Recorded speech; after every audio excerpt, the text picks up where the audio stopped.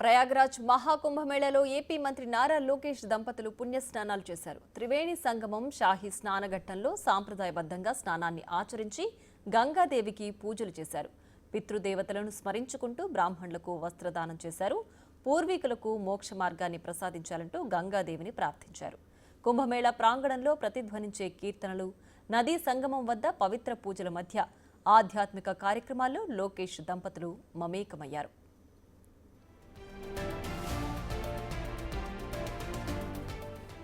పవిత్ర నదుల్లో ఆచరించే స్నానం, దానం హృదయపూర్వకమైన భక్తి మోక్ష మార్గాన్ని చూపిస్తాయని కోట్లాది మంది నమ్మకం.